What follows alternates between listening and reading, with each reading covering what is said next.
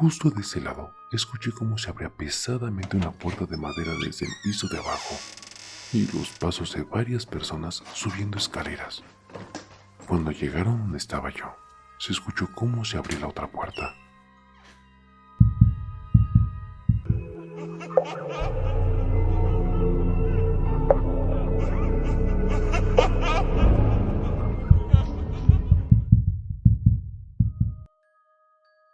Buenas noches a todos.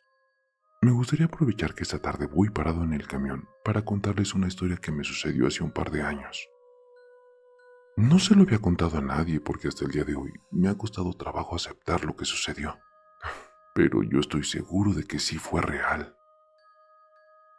Parte de mi rutina matutina es levantarme a las 4:30 de la mañana para hacer ejercicio y salir un poco pasados de las 6, y así pueda darme tiempo de irme a trabajar sentado en el transporte público. Vivo en un fraccionamiento de departamentos cerca del pueblo de los Tres Reyes Magos. Aquí hay un lago llamado Cajititlán. Una mañana me levanté a las 4 de la mañana. Fue de esos días en los que despiertas descansado y sientes que el sueño es reparador. Terminé de hacer mi rutina mañanera con un ligero cambio. Guardé mi teléfono celular en la bolsa del pantalón y me preparé para salir. Al estar afuera antes de cerrar, me hice mi revisión de cosas para salir. Cartera, dinero, tarjetas, llaves, celular. Pero al final las llaves no las había guardado. Saqué mi celular para revisar si debajo, en el fondo del bolsillo, ahí estaban. Pero no encontré nada.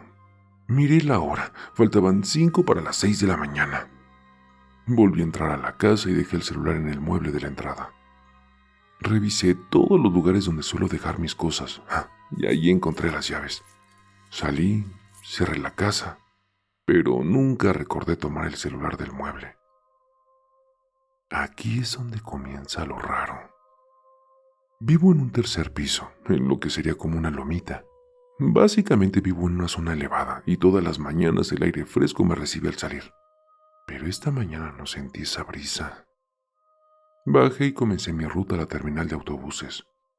Todavía no salía de mi coto cuando noté una ausencia de perros. Tenemos una manada de 4 perros que siempre están ahí. Depende mucho del humor que traigan, a veces solo me ignoran o a veces me ladran bastante. Solo que hoy no estaban. Al caminar un par de cuadras, vi salir una mujer en vestido, bastante elegante para ser un día entre semana. Iba caminando normal, dio vuelta y se incorporó al camino hacia la terminal de autobuses. Yo seguí mi paso, pero iba detrás de ella, a una distancia prudente. Esto es una costumbre mía de respetar la distancia entre una dama y yo. Si veo que su paso es lento, siempre rebaso despegado unos 3 o 4 metros. Si es al contrario y su caminar no me permite el adelantarme, entonces mido distancia. Después de una cuadra, supongo que sintió mis pasos porque se detuvo un momento. Simple, pensé que me iba a permitir el paso. Me acerqué a unos 3 metros y comencé a abrir la distancia entre nosotros. Ella giró su cabeza hacia mí, como para divisar quién era. «Buenos días», le dije, con un ademán en la cabeza y una mirada baja. Me dispuse a adelantarla. Pero ella solo me vio de una forma rara, fija. Solo seguí mi paso y hacía una mueca de asombro, pero desagrado al mismo tiempo. Yo pensé, mido 1,80, y si mi tanteo no falla, esta señorita estaba midiendo, ¿1,60? En una madrugada oscura yo entiendo que se sientan acosadas. Yo no lo hago, yo respeto, y con eso basta para mí. No puedo cambiar años de acosos de hombres sin educación en una mañana. Así que me adelanté. Pero seguí sintiendo su mirada. Solo hice una ojeada con el rabillo del ojo. Y ella seguía ahí, en el mismo lugar. No despegaba la mirada de mí. Regresé a mi camino y pronto estaba saliendo a la calle donde estaba la terminal. Ya a la distancia podía ver la fila larga del primer camión. Pero no veía gente para el segundo. Como había salido más temprano de lo normal, no me pareció raro. Al acercarme y comenzar a tener mejor visión nocturna, me di cuenta de que la gente no me dejaba de ver mientras me acomodaba como la primera persona en el segundo camión. De reojo observaba cómo me veían, con esa misma mirada con la que la mujer me había dejado atrás. Entonces vi que ellos cuchicheaban. Hablaban unos con otros como si se conocieran hace años, en voz baja. Algo ocultaban. De pronto una señora que se veía de edad avanzada caminó hacia mí y me dijo: «Joven, usted no debe de estar aquí». Yo me sorprendí y lo único que pude decir fue: ¿cómo dijo? Disculpe. «Usted no puede subirse en estas combis», me agregó. Cuando dijo combi, recordé que mi abuelita sí le decía a los camiones, que eran más pequeños que un camión. En eso una combi apareció y la gente de la fila comenzó a subir. Logré ver un letrero al frente que decía: «7 más». «Usted no debe de subir ahí», me volvió a repetir. Yo solo veía como la gente no hacía segunda fila, todos se acomodaban en una unifila. El camión se llenó y se fue. Yo seguía sin entender qué es lo que estaba pasando. Fue entonces que un señor, yo le calculo de unos 40 años, se acercó también. «Hey, joven, este camión es exclusivo. Gente como tú no solo no puede subir, sino que no debe ni siquiera estar aquí». Su tono era autoritario y firme. Ustedes saben, como si fuera un militar. A ver, es que no entiendo, les decía a los dos. Yo aquí es donde tomo el camión a Guadalajara. El señor me interrumpió firme. «Por eso le digo, usted no es de aquí. Mejor váyase antes de que no pueda regresar». Y dio un paso adelante, intimidante y agresivo. Yo di un paso atrás y luego vi como todos se pusieron contra mí. Ya a estas alturas todo estaba raro, era un hecho. Y habiendo una multitud de personas dispuestas a quitarme de ahí, hice lo que cualquiera hubiera hecho. Comencé a correr de vuelta a mi casa. Por el tiempo que había transcurrido, calculé que habían pasado cerca de 30 minutos. Al querer revisar el reloj, me di cuenta de que no traía mi celular. Pasé de nuevo a la señorita que había dejado atrás. No se había movido en todo este tiempo y solo seguía viéndome fijamente. Más rápido que perezoso, llegué a mi casa, abrí la puerta y entré. El corazón me palpitaba con fuerza. Tomé unos 10 minutos para tomar un poco de agua y sentarme. Me levanté para ver la hora. Pensé que ese día iba a llegar tarde a trabajar, después de todo lo que me había pasado. Pero apenas habían pasado 10 minutos. Eran las 6:10 de la mañana. Salí y la ventisca de la mañana me recibió. Los perros me ladraron. La mujer ya no estaba. Los camiones regulares estaban pasando. Estaban las dos filas del camión y todo transcurría normalmente. A veces pienso que este fue un viaje al otro mundo. Cosa que no es tan descabellada, pues si los muertos pueden visitar el mundo de los vivos, supongo que de alguna u otra forma los vivos también pueden visitar el mundo de los muertos, ¿no? La diferencia es que un muerto es consciente de su no vida, mientras que los vivos niegan a toda costa la posibilidad de la muerte. Gracias por leerme.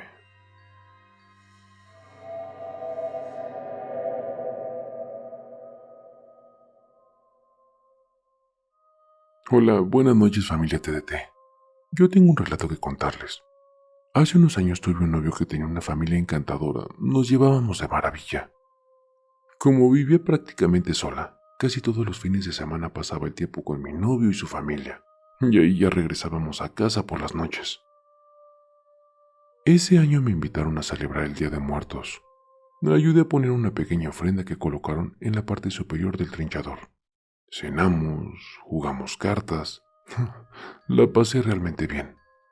No iba a trabajar al día siguiente, por lo que mi suegra me invitó a quedarme. Me llevaron un cobertor a la sala y todos, incluyendo a mi novio, se fueron a dormir, cada uno a sus habitaciones. No pasó más de media hora y todo se quedó en silencio. El reloj de la sala marcaba la 1:30 de la mañana.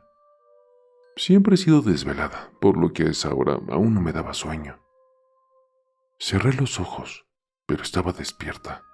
Me acomodé con la cara hacia el respaldo del sillón, y mis pies estaban hacia la habitación de mis suegros. Justo de ese lado, escuché cómo se abría pesadamente una puerta de madera desde el piso de abajo y los pasos de varias personas subiendo escaleras. Cuando llegaron donde estaba yo, se escuchó cómo se abría la otra puerta.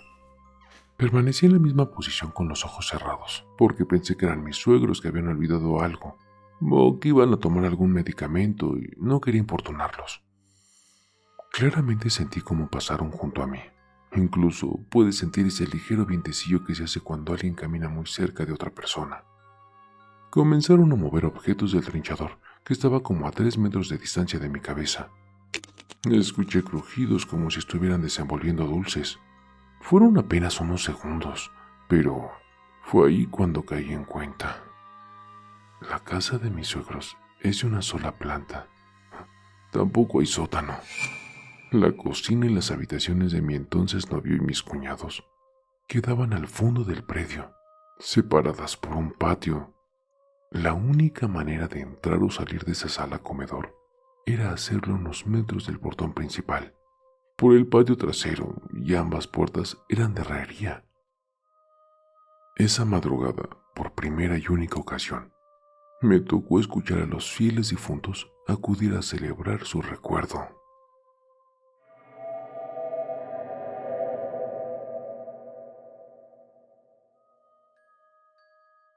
Es la primera vez que te mando algo, Raúl, pero es que siempre en estas fechas vuelvo a recordarlo y se me eriza la piel.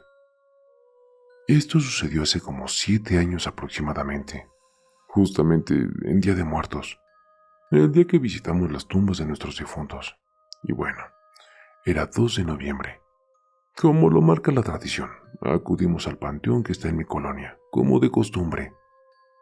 Toda la familia participaba en la limpia de tumbas, poner flores, veladoras, así que ese mero día 2 de noviembre nos fuimos muy temprano, mis hermanos, mis papás, mi hijo y yo. La casa se quedó completamente sola. Estando en el panteón, mi hermana recibió una llamada. Era una amiga de ella. Reparte garrafones de agua, a la cual le había hecho un pedido. Pero obviamente no había nadie en casa que recibiera. Así que la chica le dijo: Oye, Chivis, ya llevo más de 10 minutos tocando y no me abren. Ya marqué a tu casa, al teléfono local. Me contesta tu mamá, pero me cuelga. A lo mejor no sirve tu teléfono. Avísale que ya estoy afuera, va. Mi hermana se quedó callada y le dijo: Vivi, en la casa no hay nadie. Todos estamos en el panteón. A lo que ella le contesta: Ay, ¿cómo no va a haber nadie si se oye que están hablando, pero no me quieren abrir? Es más, hasta marco el teléfono. Se escucha como suena y me contesta tu mamá. Solo me dice bueno, pero me cuelga. Mi hermana le dijo: Vivi, te juro por Dios que en mi casa no hay nadie. No es que no te quiera abrir. En verdad, no hay nadie. A la tal Vivi le recorrió un escalofrío por todo el cuerpo y dijo: No manches, te juro que me contestaron el teléfono de tu casa. Hasta se escucha cómo hablan adentro. La tal Vivi terminó por irse. Le dijimos que regresara más tarde en lo que llegábamos a casa. Nosotros nos quedamos con la duda de qué es lo que había pasado y quién le había contestado. Cuando llegamos a casa, mi hermana y yo nos sorprendimos, pues al ver el piso, el caminito de flores de cempasúchil que dirige a la ofrenda estaba todo desparpajado. No comentamos ya nada más. Lo más extraño fue la voz de la mujer que le contestaba las llamadas a Vivi, pero le colgaba. Nunca supimos ni quisimos indagar más allá. Cada año recordamos este suceso y seguimos preguntándonos: ¿quién sería quien respondía al teléfono? Gracias por leerme.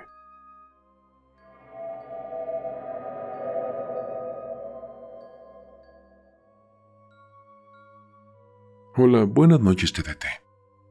En el pueblo de mis papás se suele llevar a los niños a pedir calaverita a algunas tiendas, y ese mismo día en la noche se puede ir al panteón municipal con velitas y cuentan leyendas del pueblo. Algo bonito para entretener a todos los chicos y grandes. A ver, bueno, pues hace algunos años teníamos a la negra. Era una perrita de talla pequeña, que mi abuelita le había hecho un suéter naranja. Era su disfraz de cempasúchil. Entonces ella y yo salimos con unos primos y 2 de mis tías a pedir dulces. Pero cuando pasamos por la ex hacienda, la negra se puso a gruñir y a ladrar. Cosas que no hace ni con personas, ¿eh? Después fuimos al panteón, y ahí se puso peor. A mis primos los tenía como pegados a una barda, como protegiéndolos. Llegó a la casa y se la pasó corriendo y ladrando toda la noche en el jardín, hasta que muy temprano en la mañana mi abuelo encontró cerca del recibidor algo parecido como un atado de ramas con cabellos. Bastante raro, ¿no? ¿Alguien de la familia TDT sabe qué es eso? Pónganlo en los comentarios, por favor. Gracias por leerme.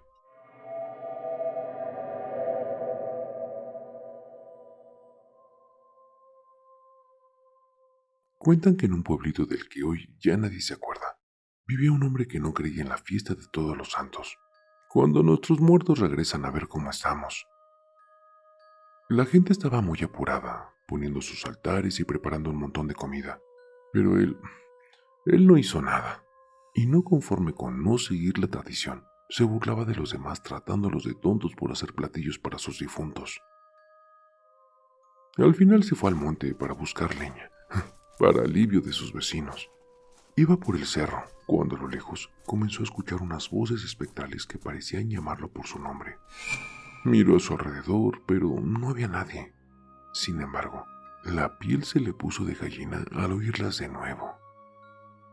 ¿Por qué no estás poniendo ofrenda?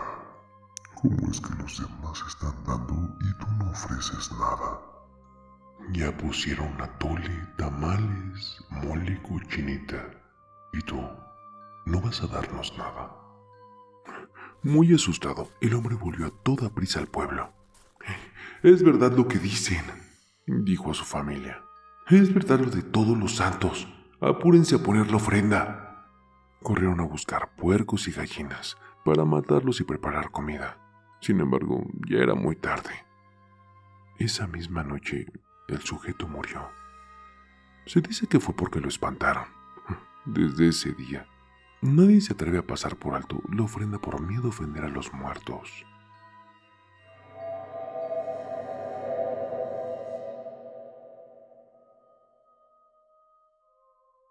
Mi papá siempre nos dice que en fechas de Día de Muertos es malo ser desobediente y renegar. Nos cuenta que tenía una prima de 20 años, se llamaba María, y sus padres tenían la costumbre de poner el altar de muertos justo el día 2 de noviembre. Esa mañana la mamá le pidió a María que le ayudara a preparar los tamales, dulces y todo lo que ese día pondrían en el altar. María ayudó a su mamá en todo, pero mientras hacía las cosas, estaba renegando. No creía en el Día de los Muertos, y mucho menos que los difuntos bajaban. Ella era grosera, y cada vez que su mamá la ponía a hacer algo, María volteaba la cara. Su mamá, a pesar de que la regañaba, no tenía tiempo para molestarse. Estaba apresurada, ya que todo tenía que estar listo antes de las 12 del día para recibir a los difuntos. En las prisas, María se molestó diciendo que eran mentiras y cuentos de viejos, diciéndole a su mamá que no tenían por qué apresurarse. Es más, incluso que no tenían por qué poner el altar. Pero su mamá la ignoraba, y aún así la obligó a que le ayudara a poner el altar, que siempre se ponía en la entrada de la puerta principal de su casa.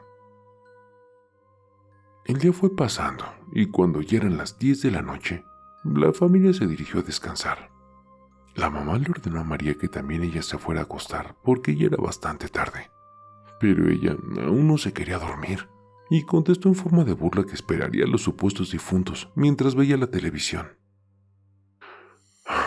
La mamá de María estaba tan cansada que no quería pelear, así que solo se retiró a dormir.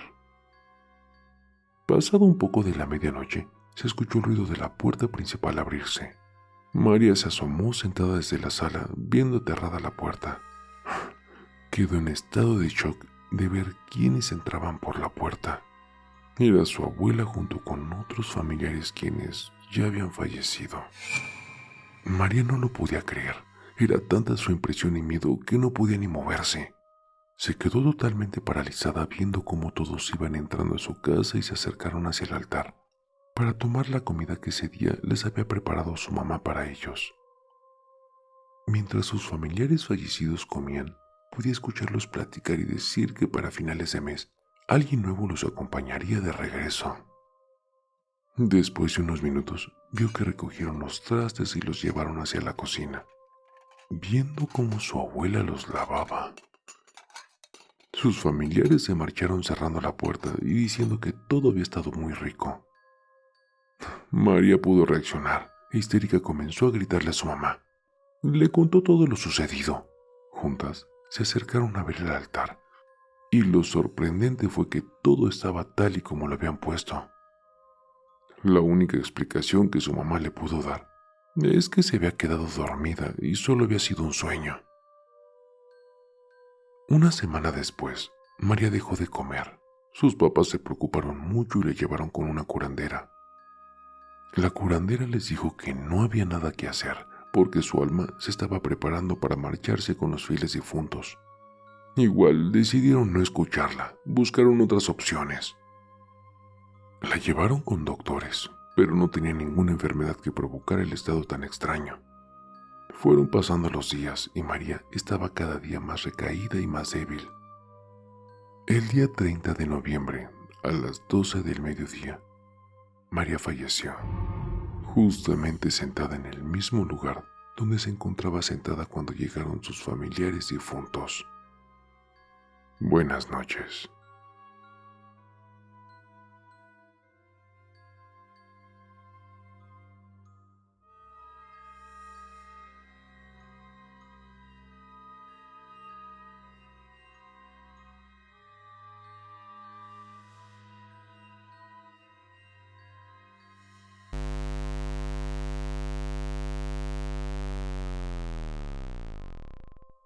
El terror está más cerca de lo que crees. Y no lo digo yo, lo dicen ellos.